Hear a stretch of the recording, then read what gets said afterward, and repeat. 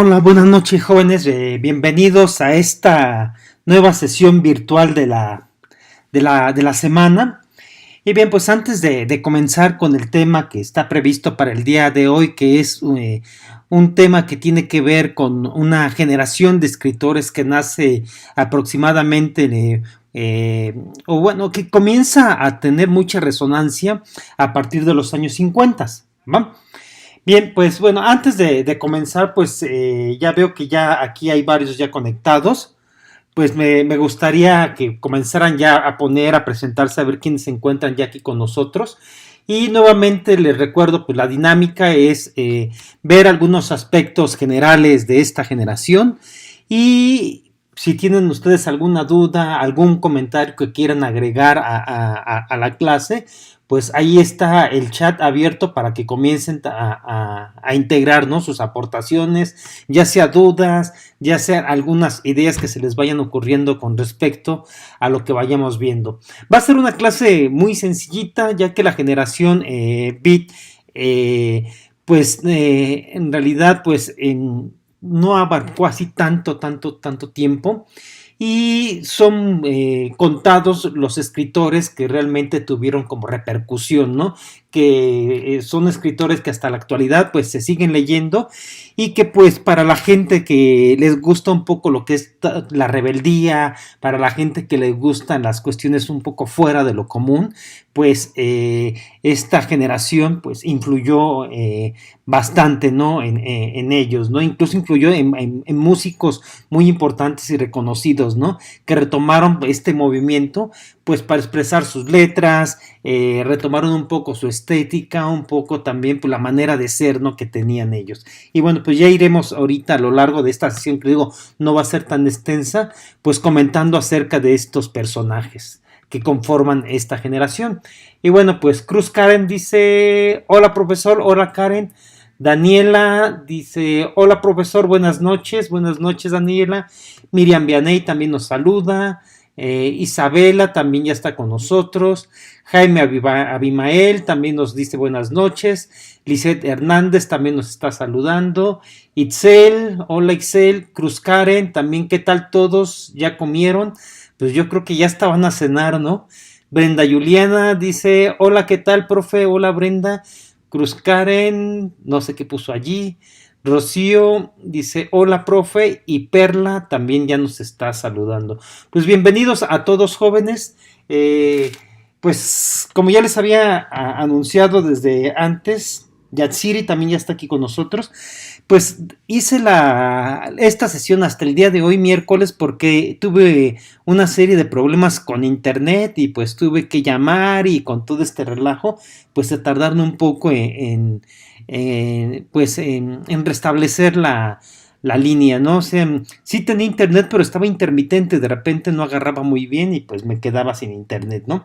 Y dije, pues si hago una sesión de ese tipo que nos vayamos a quedar a la mitad, pues va a estar medio complicado, ¿no? Por eso es que pues hasta hoy, eh, pues es que se normalizó el servicio y pues ya la programamos, ¿no? Bien, vamos entonces ya a entrar de lleno y iré leyendo sus comentarios en el chat. Como les comentaba, pues la generación Beat, jóvenes, pues va a ser un movimiento literario que va a surgir en los años 50 y que el nombre Beat en realidad pues se va a caracterizar o va a tener esta connotación de cansancio, de abatido, de desanimado, ¿no? ¿Y a qué refería todo esto? Pues básicamente a que esta generación pues iba saliendo de de toda esta problemática que generó la Segunda Guerra Mundial, y en ese sentido pues estaban cansados ya de las políticas que se habían implementado hasta ese tiempo. Ellos pensaban que tanto sus padres como sus abuelos ya habían tenido su oportunidad de vivir, ya habían influido tanto en la vida política, económica, social, incluso pues moral y ética, y que pues lo habían hecho muy mal, ¿no? Ellos consideraban que lo habían hecho muy mal y pues ya llevaban a cuestas 2 guerras mundiales y pues lógicamente ya no querían más guerras, estaban ya cansados, decepcionados de las cuestiones políticas, las imposiciones que de alguna manera ellos pensaban que tenían, ¿no? También estaban cansados de esta moral o doble moral que de repente predominaba básicamente en Estados Unidos, que es donde surge esta generación. Y a eso refiere el término beat, ¿no? A ese cansancio, a ese desánimo de lo que estaban viviendo hasta ese momento, ¿no? Como les decía, venían saliendo de una Segunda Guerra Mundial y comenzaba a gestarse todo lo que hoy en día conocemos, sabemos de la Guerra Fría, ¿no? Que no se llega a una Tercera Guerra Mundial, pero siempre está latente ese peligro de que nuevamente el mundo se vuelva a descomponer y se caiga en una Tercera Guerra Mundial, ¿no? Entonces, ese va a ser el contexto, jóvenes, en el que surge esta generación Beat. Va a ser una generación, como ya les había adelantado, que de alguna manera va a estar en contra de los valores que promulgaba Estados Unidos, ¿no? Este American Dreams, este sueño americano que de alguna manera a través de los medios trataban de insertar o trataban de vender hacia la sociedad, ¿no? De que pues los Estados Unidos era lo mejor, que la vida que ellos habían logrado o los valores que ellos tenían, pues eran los mejores, ¿no? En el mundo. Bueno, la generación Beat va a venir a contradecir y a plantear que pues más bien los valores son hipócritas, ¿no? De alguna manera. Y bueno, pues aquí tenemos algunas imágenes, jóvenes, que van a referir también un poco este espíritu de esta nueva generación de escritores, ¿no? Por una parte, pues lo que les comentaba, ¿no? Estas guerras mundiales, ¿no? Y bueno, pues tenía muy fresco y muy reciente la Segunda Guerra Mundial, ¿no? La otra parte, jóvenes, pues Estados Unidos de alguna manera, pues va a ser el representante del capitalismo, ¿no? Y bueno, pues en este tiempo pues, había un enfrentamiento también muy fuerte entre lo que era el sistema capitalista y el sistema socialista, el capitalismo lógicamente representado por Estados Unidos y obviamente el socialismo por la antigua Unión de República Socialista Soviética, ¿no? Pero bueno, esta generación lo que veía en Estados Unidos como representante de este capitalismo es que en realidad pues la gente se estaba volviendo un tanto superflua, un tanto enfocada a las cuestiones materiales y sustentada esta sociedad en el consumismo, ¿no? En comprar para poder satisfacer ciertas necesidades, no tanto necesidades, ¿no? Sino algunas necesidades más que nada creadas, ¿no? Por el sistema, ¿no? Para que la gente, en lugar de enfocarse en otra cuestión, se enfoque en la apariencia, ¿no? En el comprar, en el adquirir, ¿no? Entonces, esto va a ser parte de la forma en que, o del contexto en el que surge esta generación, ¿no?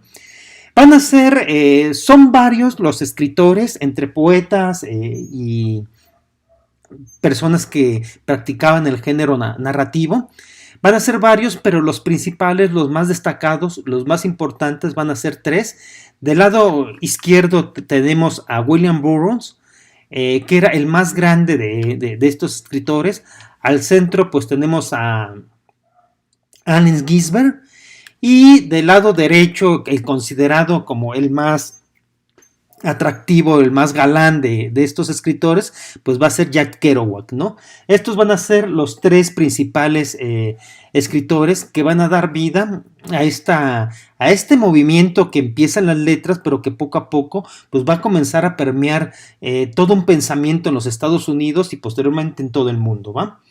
Y bueno, aquí ya tenemos algunas participaciones. Dice, bueno, Fanny's Vegan dice, hola profe. Leonardo Mata dice, profe, este tema me encanta. Sí, porque pues es un tema que tiene que ver, como les decía, con escritores muy contestatarios, con escritores un tanto rebeldes, con una ideología de la cual van a retomar los hippies, ¿no? Para de alguna manera darle un sustento a la forma de vida que tenían, ¿no? Dice Berenice, dice, hola profe, Leonardo Mata, yo le digo uno, dice Williams, no sé qué, bueno, es el que acabamos de comentar, es William Burroughs, que es el que está aquí del lado izquierdo, ¿no? Que como les decía, va a ser el más grande de ellos, él va a ser un filólogo, y de alguna manera pues es como el referente de de este movimiento, ¿no? Va a ser como parte de los ideólogos más importantes, ¿no? Pero a la par, pues va a tener también aquí, como les decía, Allen Ginsberg, que va a ser un poeta, y a Jack Kerouac, que se va a enfocar más en la novela, ¿no? Y ahorita vamos a ir viendo algunas características que tenía cada uno de ellos, ¿no?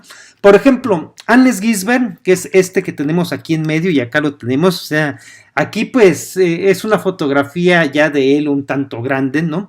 Pero cuando ellos se conocen, ellos comienzan a conocerse en la universidad y pues lógicamente eran unos jovencitos, ¿no? Por ejemplo, aquí tenemos a Allen Ginsberg cuando era universitario, un Allen Ginsberg un poco ya más grande, y aquí si se fijan, pues están acompañados de ciertas gente pues que también era, que influía mucho en la cultura de ese tiempo, ¿no? Que influía mucho en lo que se le denomina la cultura pop, ¿no?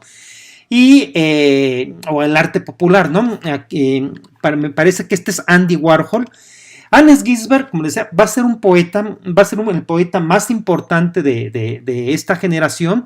Uno de los primeros libros que van a surgir de él, pues va a ser este, que se llama Aullido. Y bueno, Allen Ginsberg conoce a los otros iniciadores de esta tendencia literaria en la universidad.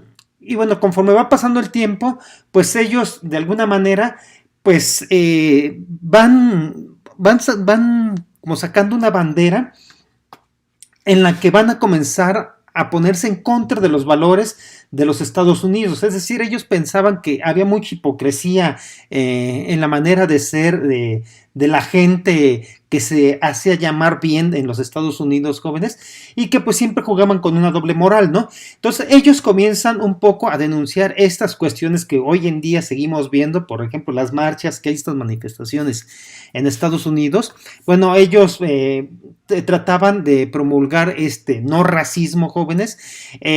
Son de los primeros, en este caso de Allen Ginsberg, los primeros escritores que se declaran homosexual abiertamente, jóvenes. Y bueno, pues en una sociedad tan moralista en los años 50, pues lógicamente esto no fue como muy bien visto, ¿no? Que pelearan por derechos de las minorías, en este caso, por ejemplo, de los negros, que pelearan por derechos de los homosexuales, que pelearan por de alguna manera de la manifestación del amor en libertad. Y bueno, era un movimiento también, como les decía, que tenía una cierta postura política, un tanto de izquierda, un tanto liberal, de la cual posteriormente pues se van a nutrir todos los movimientos hippies, ¿no? Por ejemplo, les decía, comienzan a tener gran repercusión este tipo de poetas y de escritores en la vida artística, que muchos los quieren conocer, ¿no? Se convirtieron como unos rock star, pero de la literatura, ¿no? Entonces, por ejemplo, pues aquí Allen Ginsberg a veces en su departamento, en su casa, armaba fiestas. Esta es una fiesta donde pues, él los recibía totalmente desnudos a sus invitados y de alguna manera, como les decía, eran un tanto transgresores, ¿no? Y iban imponiendo cierta moda, iban imponiendo cierta perspectiva de la vida, cierta manera de ser, ¿no? Un tanto desenfadada, pero también muy crítica del sistema y de los valores, ¿no? Entonces, es para que se den más o menos una idea de cómo eran este tipo de escritores jóvenes, como les decía, como dice aquí Leonardo, que eran muy rebeldes, ¿no? Y dice Jaime, dice, se podría decir que jugarían con la controversia y lo prohibido de la sociedad para la literatura, es decir, la verdad que esconde la sociedad. Exactamente, Jaime, como les decía, ellos trataban, esta doble moral la trataban de evidenciar, ¿no? Y de alguna manera, pues por eso ellos se comportaban de esta forma, ¿no? Porque eran comportamientos que la buena moral o las buenas costumbres de la época, pues no permitirían, ¿no?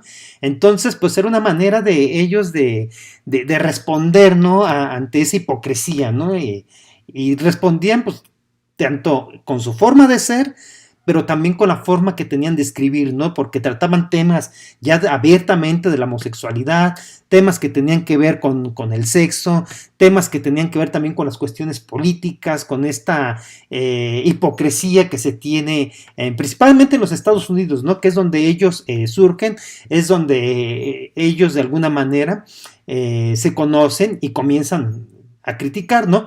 Pero como les comentaba, posteriormente pues esta forma de ser, estos iconos, se hacen muy importantes dentro de la vida cultural, artística, y pues se hacen súper famosos, ¿no? Por la manera que tienen de ser y por su rebeldía y por la crítica que van a hacer al sistema, ¿no? Entonces, este va a ser Allen Ginsberg, jóvenes. Allen Ginsberg tiene una vida muy sui generis, por llamarle de alguna manera.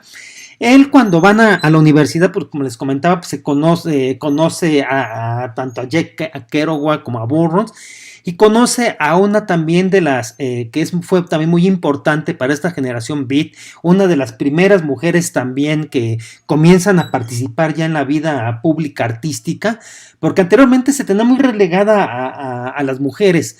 Creo que desde lo que vimos, ¿se acuerdan? Por ejemplo, con los griegos, ¿no? Por ejemplo, con Safo de Lesbos.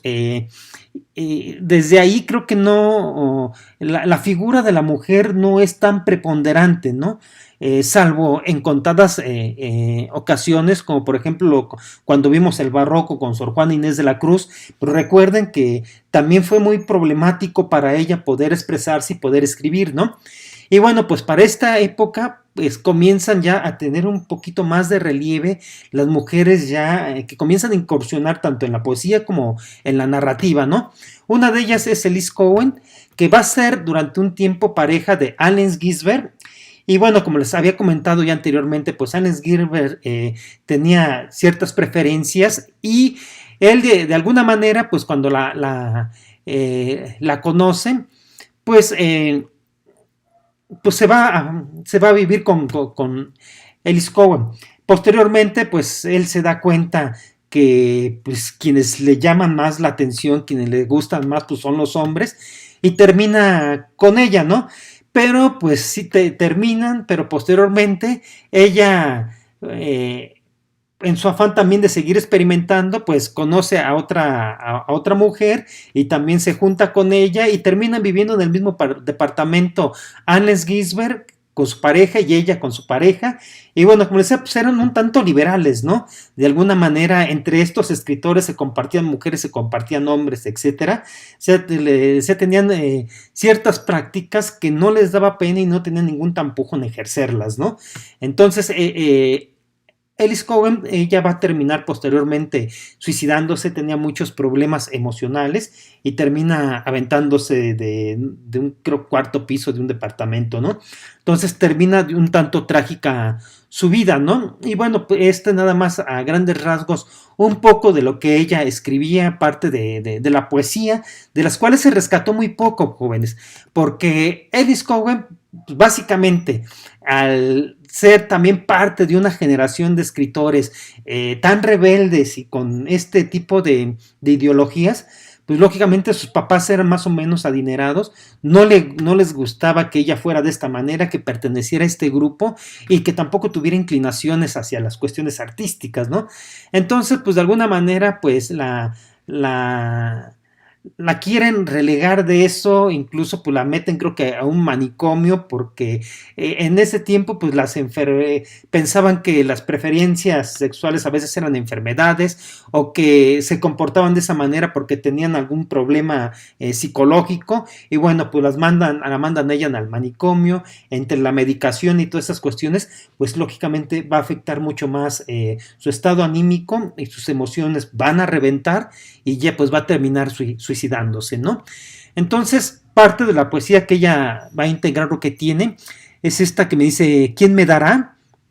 Y la leemos rapidísimo, dice, ¿quién me dará la nalgada cuando vuelva a nacer? ¿Quién me cerrará mis ojos cuando a la hora de mi muerte me vea? Emily. Emily es la bruja blanca de Amherst. Es la tímida bruja blanca de Amherst, que con amor mató a sus maestros, pero yo prefiero sepultar a mi mente, o mejor, a esa suave paloma gris.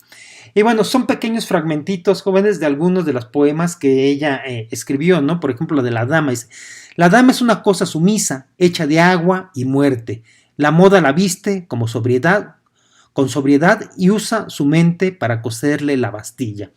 Y si comenzamos nosotros a indagar un poco, a tratar de ver cuáles son las temáticas que ella abarcaba, por qué escribía lo que escribía, Por ejemplo, en esta, ¿quién me dará? Dice, ¿quién me dará la nalgada cuando vuelva a nacer? O sea, ya está hablando de una muerte, ya está hablando de alguna manera en qué va a pasar cuando ella después de esta vida, ¿no?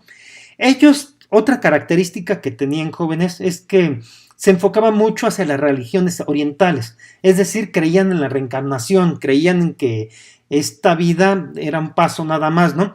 Entonces, si podemos ver quizás aquí, ya haciendo una interpretación muy personal, quizás aquí Ellis Cohen, pues de alguna manera, pues no está conforme con su vida, quiere morir, pero de alguna manera también quiere renacer, ¿no? En otra, o quizás una nueva oportunidad, ¿no? Y si comenzamos a ver pues, sus poemas, pues van tratando ciertas temáticas, ¿no? Vamos a ver qué más encontramos aquí. Dice, Leonardo Mata eran rebeldes, dice, pero también vivían excesos. Lisette Hernández dice, Ellis Cowen se podría decir que es una de las primeras mujeres en la historia de la literatura. No, no tanto, Lisette, no de las primeras mujeres en la historia de la literatura, porque acuérdense, como les comentaba, desde los griegos, pues ya había literatos, ¿no? O literatas como Safo de Lesbos, más hacia acá, los que les comentaba hace ratito también, pues ya estaba también Sor Juana Inés de la Cruz, pero yo creo que sí fueron de las mujeres que comenzó a participar ya más abiertamente, ya como literata, y de la hacerse notar ya en la vida pública, ¿no? O sea, ya comienzan a insertarse a la par que los hombres, ¿no? Sí, digo, porque hubo todo un periodo en donde pues, la mujer no era muy reconocida, o sea, no, si ustedes se ponen a ver, son contaditas como las mujeres, sí, claro que existen, ¿no? Pero no se les da como el realce o no se les da la difusión que tenían los hombres, ¿no? Los literatos. En este tiempo, pues ellas ya comienzan también a participar como a la par, ¿no? Son vistas en ese nivel, ¿no? De importancia. Y pues, como les decía, pues es la generación Beat, es una generación que va a pelear por la igualdad, ¿no? En ese sentido, pues por eso toma también mucha relevancia esta situación, Lisette. Y bien, vamos con el siguiente escritor que les decía es como de los más grandes, es más grande que ellos. Va a ser William Burroughs. Y bueno, pues tenemos aquí, en primera instancia, pues salta un poquito el apellido Burroughs. William Burroughs también era hijo de una familia acomodada. No sé si ustedes recuerden, es que ya ustedes son también muy, muy jóvenes, pero anteriormente había unas maquinotas que cuando se cobraba estas como máquinas registradoras, que igual todavía se ven en películas, donde al cobrar pues bajaban como una palanca, salía en donde metían las monedas y los billetes. Bueno, esas máquinas registradoras eran la marca Burroughs, es decir, su abuelo es el inventor de este tipo de máquinas y de alguna manera pues tenían dinero, ¿no? Burroughs pues se enfoca en las cuestiones que tiene que ver con la filosofía, con la literatura y se desliga un poco de lo que va a ser su familia, ¿no?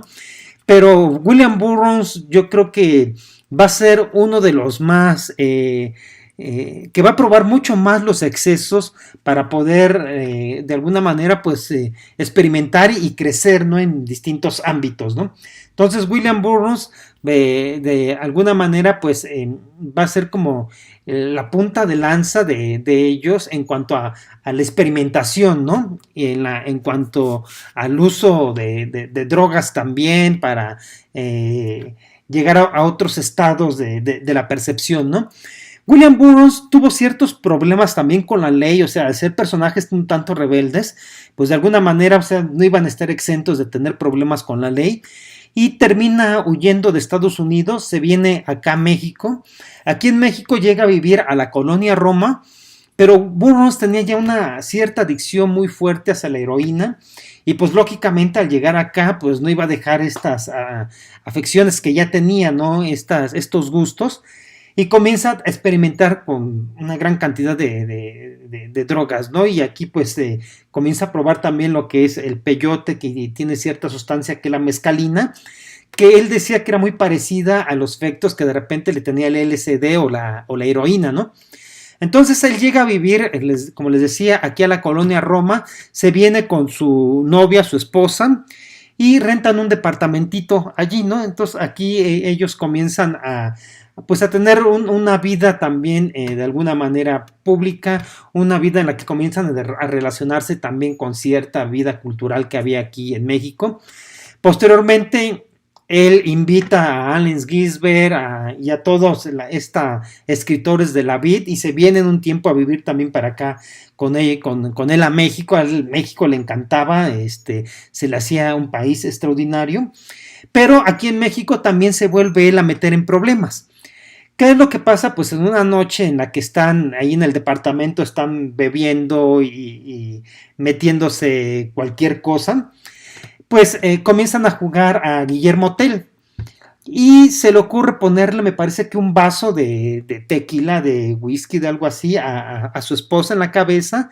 Y como él era muy aficionado a las armas y se supone que tenía muy buen tino, pues comienzan a jugar a Guillermo Tell. Este tipo agarra, le dispara y pues lógicamente ya en el estado que estaba ya entre drogado y borracho, pues la percepción no era como que la mejor y pues termina dándole un tiro en la cabeza a su esposa. Muere, es encerrado en la cárcel que hoy en día es Archivo General de la Nación, antes se le conocía como Lecumberri. Ahí pasa un tiempo, final de cuentas, pues sus abogados lo logran sacar y cuando sale, pues se va de aquí de México, pues de alguna manera, pues también para evitar que después lo volvieran a inculpar, o a culpar, no más bien.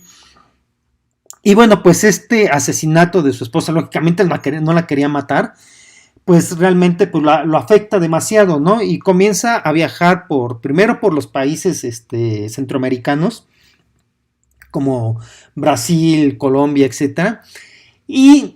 Pero sus viajes comienza él a plasmar en sus escritos. Una de las novelas como más representativas de él, incluso hay una película, se llama El almuerzo desnudo. En esta novela, pues él va narrando este viaje que él comienza, pero es un viaje un tanto raro, ¿no? Porque va mezclando, pues sí, el viaje normal, pero también con los viajes que va teniendo al ir experimentando con las distintas drogas que existen en los diferentes países en los que él va conociendo y viviendo, ¿no? Por ejemplo, en Brasil, pues se mete ciertas sustancias que consumían en la selva.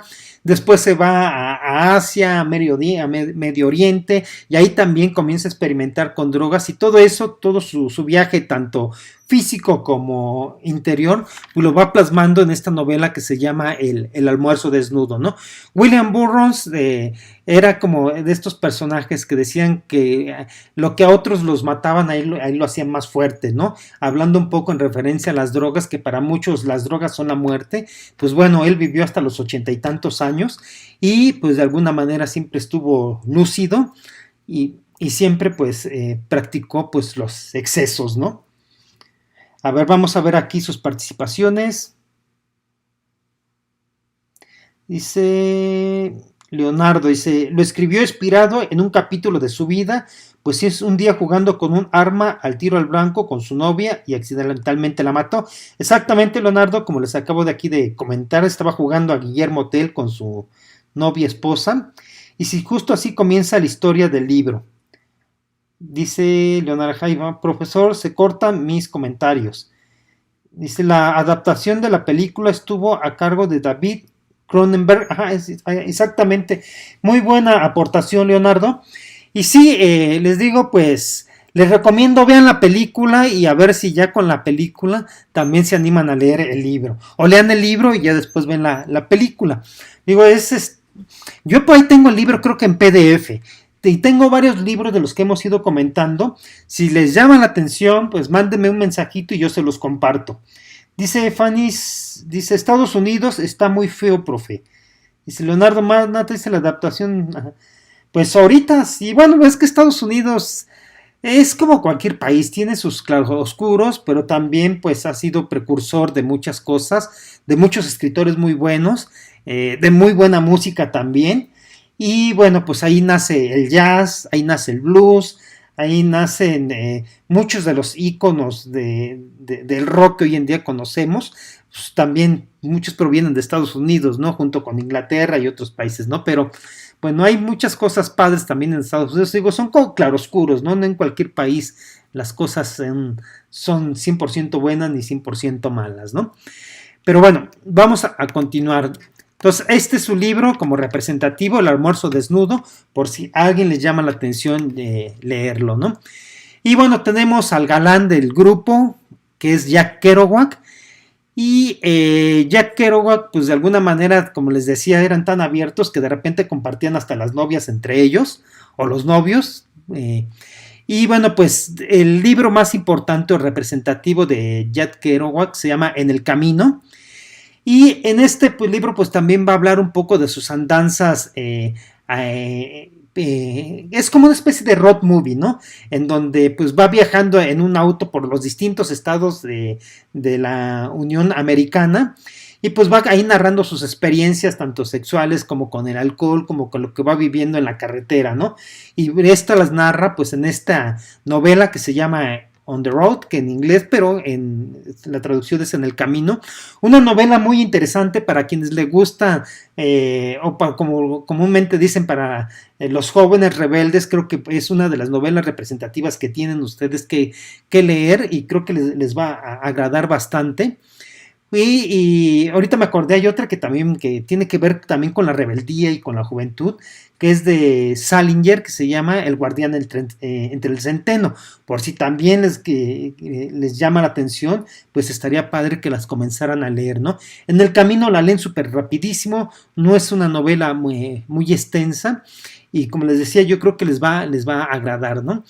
Y aquí nada más una pequeña fragmentito de esta novela de En el Camino para que vean más o menos cuál es el lenguaje que utiliza Jack Kerouac, cuáles son como las temáticas y cuál es la narrativa que él va utilizando. Se los leo, asimílenlo y coméntenme ustedes aquí en el chat a qué creen que refiere, a qué se imaginan con este pequeño fragmentito. Se los leo, dice: pero entonces bailaban por las calles como peonzas enloquecidas, y yo vacilaba tras ellos como he estado haciendo toda mi vida, mientras sigo a la gente que me interesa, porque la única gente que me interesa es la que está loca, la gente que está loca por vivir, loca por hablar, loca por salvarse, con ganas de todo al mismo tiempo, la gente que nunca bosteza ni habla de lugares comunes, sino que arde como fabulosos cohetes amarillos, explotando igual que arañas entre las estrellas.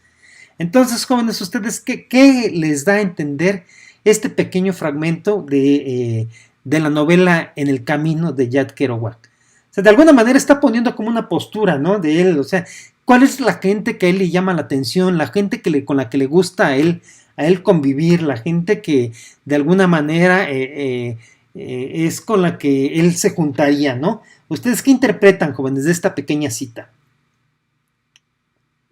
A ver, los leo, chicos. A ver, hasta ahorita, pues bueno.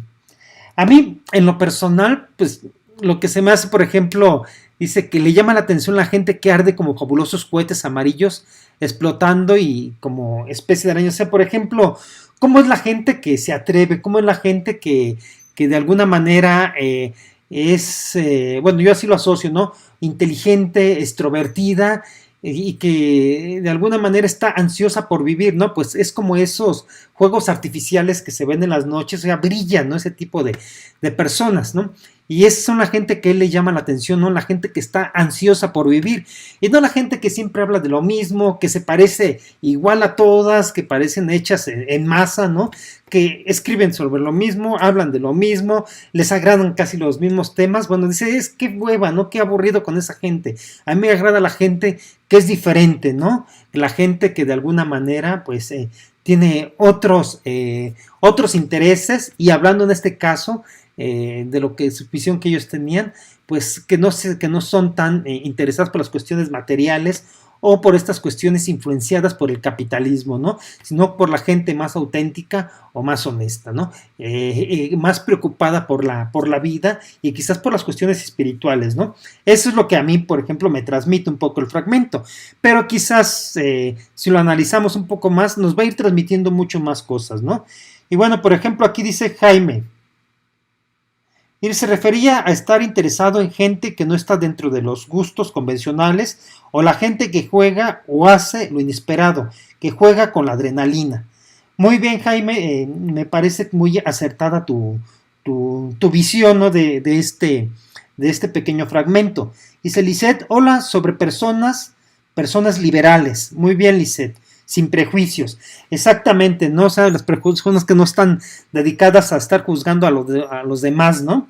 Sino que pues más bien están preocupadas por vivir y por ser auténticas, por ser ellos mismos, ¿no? Dice Brenda Juliana, dice, yo opino que es una idea de cómo deberíamos de vivir todas las personas, de una manera única. Muy bien, Brenda, exactamente, ¿no? O sea, pues de alguna manera, yo creo que todos somos yo creo que la sociedad, la misma cultura de educación nos va alienando y nos va haciendo casi a todos parecidos, ¿no? Pero yo creo que si buscamos dentro de nosotros, vamos a encontrar esa singularidad, eso que nos hace ser diferentes a los demás. Y eso es, yo creo que en realidad la esencia, ¿no? De cada uno y lo que uno tiene que ser, ¿no? Y proteger. Dice Leonardo Mata, yo digo que él buscaba involucrarse con personas que rompen los esquemas de lo común. Pues sí, y yo cuando leí este pequeño fragmento, jóvenes, me acordé porque lo utilizan también mucho junto con la figura de Jim Morrison. Luego asocian a Jim Morrison también con estas generaciones y pues en realidad pues sí, tenían un poco que ver, ¿no? En cuanto a la ideología, en cuanto a la manera de ser y de comportarse, ¿no? Que eran un tanto rebeldes y un tanto provocadores, ¿no? Y provocaban para que la gente pensara, para que la gente de alguna manera no se quedara con lo que la cultura estadounidense les estaba dando, ¿no? Sino que se atrevieran a más, hicieran una crítica de lo que ellos estaban viviendo, ¿no?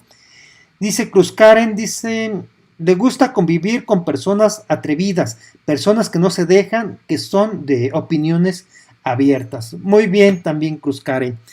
Entonces, este es parte, por ejemplo, de fragmentos de la novela de Jack Kerouac.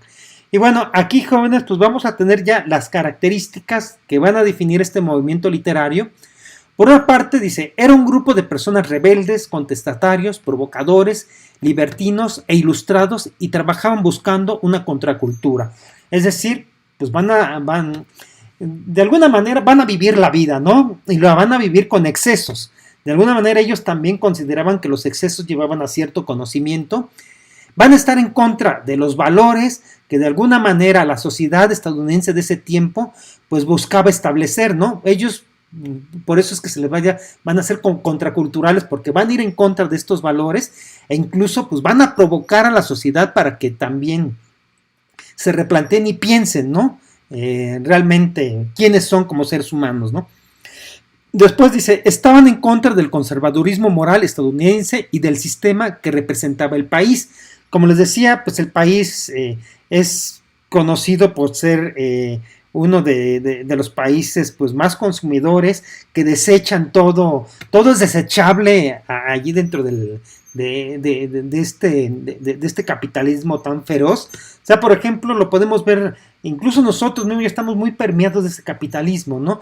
Por ejemplo, tenemos un celular y cada año pues van cambiando las versiones y al siguiente año pues ya queremos el otro celular porque ahora tiene más gigas, ¿no? O ahora tiene mejor resolución la cámara y siempre van anexando cositas y vamos desechando, ¿no? Y vamos desechando. Eso con la tecnología, ¿no? Por ejemplo, en modas, ¿no?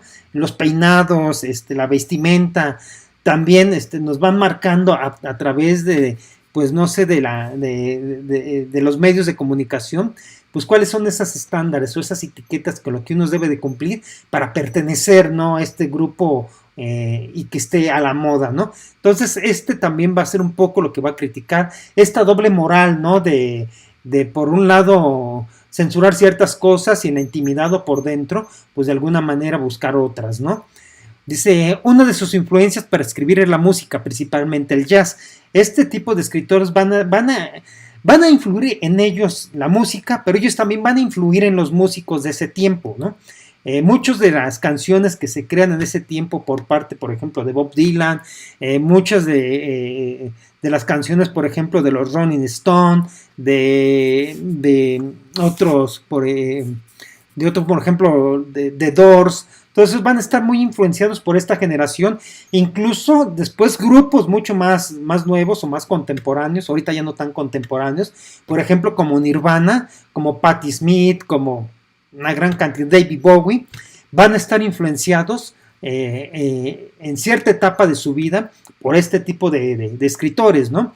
Y de alguna manera pues van a ser como especie de gurús que van a ser buscados también por estos cantantes, pues para tomarse la foto, para platicar con ellos, para empaparse un poco de las ideas que estos personajes traían y terminar plasmándolas en su música, ¿no?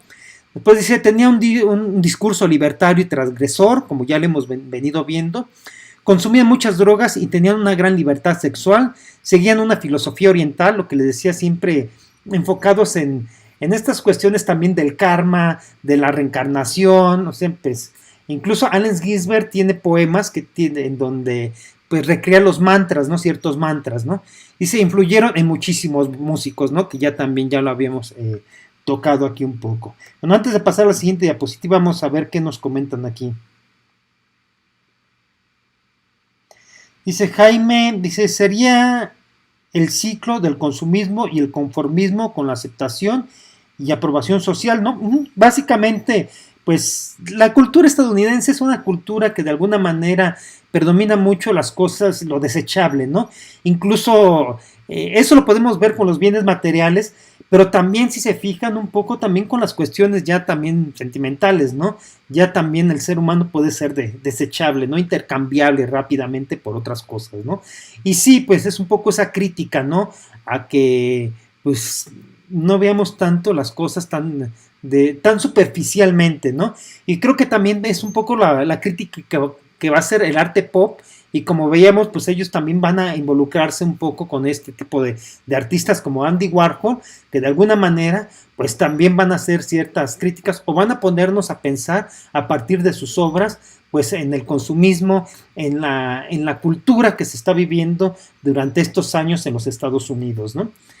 Bien, jóvenes, entonces aquí una serie de imágenes que ya habíamos comentado de cómo influyen estos músicos. En este caso, pues predomina más la figura, por ejemplo, de William Burroughs, aquí con Jim Morrison de Doors. Aquí lo tenemos con Kurt Cobain de Nirvana. Acá en esta otra fotografía con David Bowie. Aquí en esta otra pues lo tenemos con Patti Smith. Aquí con Mick Jagger, el vocalista de los Rolling Stones. Y aquí se me olvida, pero es la cantante de este grupo que se llamaba Blondie, pero no me acuerdo bien cómo se llamaba ella, que era la vocalista de Blondie, ¿no? Entonces, como les decía, van a influir bastante en la música este tipo de literatos. Van a influir también pues, con su manera de ser, pues también de alguna manera van a permear la manera de ser también de estos artistas, ¿no? Y bueno, pues de alguna manera pues se van a influir mutuamente, ¿no? Y van a ser grandes íconos pues también en la cultura musical, ¿no? Y a ver, aquí dice Leonardo, dice, profe, hace rato mencionó a Andy Warhol. Sí, lo que les comentaba que tiene que ver con la cultura pop, ¿no? Y que de alguna manera también es una especie de crítica, ¿no? Dice, Andy fue y actuó como productor de varias bandas. Exactamente, y es que le digo, todo se relaciona y más en este tiempo, o sea, los escritores, los pintores, los artistas plásticos, los cantantes, o sea, acuérdense que entre ellos se conocían, ¿no? Eran como hacían fiestas en donde pues convivían todos con todos, ¿no? Y eran fiestas donde los excesos estaban a la orden del día, ¿no? Por ejemplo, hay uno donde se comenta, ¿no? Que después de una super fiesta donde corrió de todo, pues de alguna manera termina, creo que Iggy Pop internado, y posteriormente pues David Bowie, que era muy amigo de Iggy Pop, pues dice, pues saben que si seguimos esta vida loca aquí en Nueva York, en los Estados Unidos, vamos a terminar muy mal, ¿no? Hay que desintoxicarnos un poco. Pasa por Iggy Pop al lugar donde se estaba él desintoxicando, en el manicomio, algo así. Se lo llevan y los dos se van a Berlín y ahí pues producen también dos grandes discos, ¿no? Muy representativos también de ellos. Y es por eso que dicen que la ciudad de Berlín también es muy inspiradora, porque a partir de allí pues han surgido muy buenos discos a quienes les gusta la música, ¿no? Y la música rock, ¿no? YouTube, cuando se estaba también separando como banda, también se van a Berlín y ahí componen y sacan también un grandísimo disco que me parece, ahí se me fue ahorita el nombre de ese disco, ¿no? Pero bueno, pues es parte, ¿no? De cómo se es influenciado también esta cuestión, ¿no? Dice Jaime, bien, dice, la vocalista es Debbie Harry, ajá, exactamente. A mí se me va el nombre, siempre la ubico por Blondie, ¿no? Y me acuerdo más de la banda que del nombre de ella, ¿no? Dice, dice Leonardo Mata, gracias por notarlo, compañera. Dice, ay, Mata y su gran ego, ¿no? De que ya hay Bowie a Iggy. Ajá, Bowie se lleva a Iggy Pop porque Iggy ya estaba internado y se lo lleva, como les decía, hacia Alemania, Berlín. Ahí se ponen los dos a componer, se relajan un poco de la vida en excesos que llevaban y pues sacan dos grandes discos, ¿no? Estos dos personajes. Y bueno, este va a ser, jóvenes, el tema de un poco de la que es la generación Beat. Lo vimos a grandes rasgos. Les voy a mandar un pequeño relato y bueno, y a partir de ahí y de algunas preguntas que les voy a colocar en Classroom para que ustedes pues comiencen también a hacer su actividad. Y nada más les adelanto un poquito del siguiente personaje que vamos a ver para la siguiente clase, que este personaje lo integro aquí, pero de alguna manera se llama Charles Bukowski, va a ser también un poeta, escritor considerado maldito y va a ser también representante de un movimiento al que se le va a denominar como realismo sucio.